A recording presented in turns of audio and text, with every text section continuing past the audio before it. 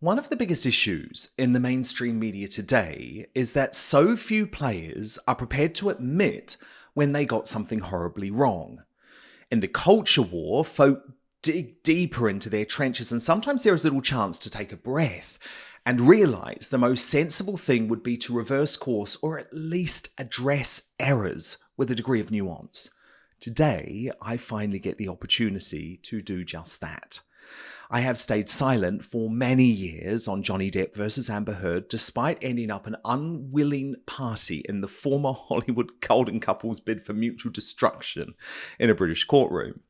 With 5 years of hindsight and a changed personal outlook thanks to my own MSM cancellation, I now admit that I should never have got involved in the carnival of commentary on the catastrophic breakdown of Johnny's relationship.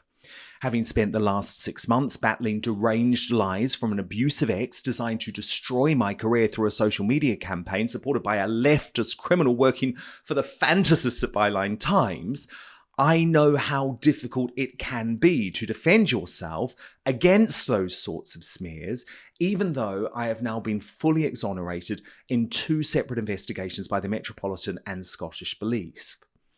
The hatred that some former lovers carry is disturbingly enough to see them manipulate the truth to bring down their ex at almost any cost.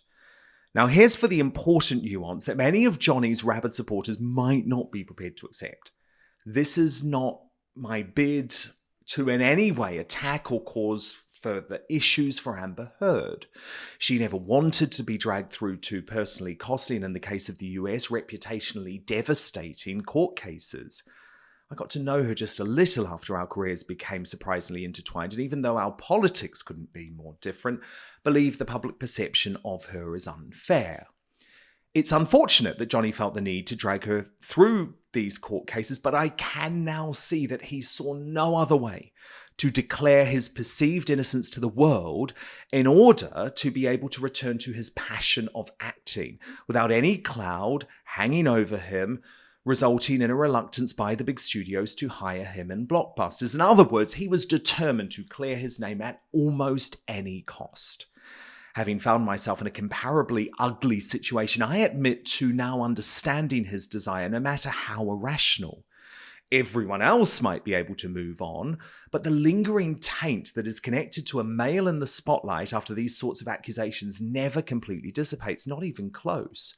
Which is why we are seeing more and more bitter and twisted former exes or jilted lovers making spurious complaints to the media or sometimes law enforcement without corroborative evidence, with the single goal of destroying a famous person's life.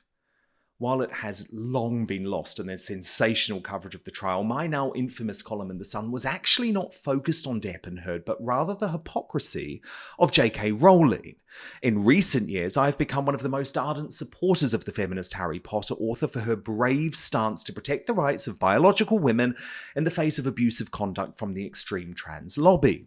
But at the time, I found Rowling's hypocrisy over the Me Too movement infuriating.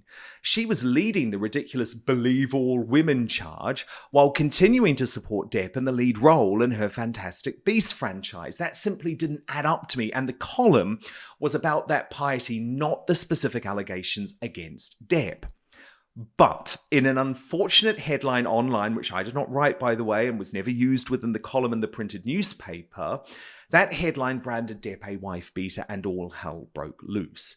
The UK court case was filed by the Hollywood actor against the Sun newspaper and me personally, and Amber gave evidence to support our case, which ended up being overwhelmingly backed by the judge. But as a circus developed and the most salacious and unfortunate details of a clearly troubled relationship were revealed to the world, I began to realize the whole thing had been a mistake. I don't know what happened between Johnny and Amber on the plane or at the mansion, and frankly, it was not my business to interfere. I greatly, profoundly regret that I ever did. Relationships are complex things after all.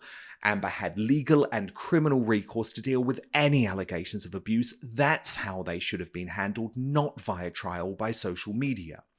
As it turned out, everyone lost as a result of the bombshell and I believe unnecessary trials. So today, I'm sorry to both Johnny and Amber for contributing to their heartache, and to the Sun for putting them in an equally unenviable position. Sometimes it's only hitting rock bottom that allows you to reevaluate decisions you've made in the past, and I've had the privilege to do that over the last few years and know I'm a better journalist as a result. One of the missions of my life now is to fight back against the weaponization of people's perfectly legal private business in order to cancel successful careers. There is now a two-tier justice system in the UK where high-profile and mostly right-wing personalities are a focus of police regardless of the lack of evidence or credibility from accusers driven by overwhelming malice. I mean, Russell Brand, just another recent example. Now, just like Johnny before me, many of those close to me tell me that now I have been completely cleared, I should just move on and concentrate on the amazing life that I have with a brilliant family and the best and most loyal partner on earth. But salvaging one's unfairly damaged reputation sometimes matters more than anything else. And that's why we should all think twice before joining any sort of concocted MSM witch hunt. When it comes to Johnny Depp, I wish I had.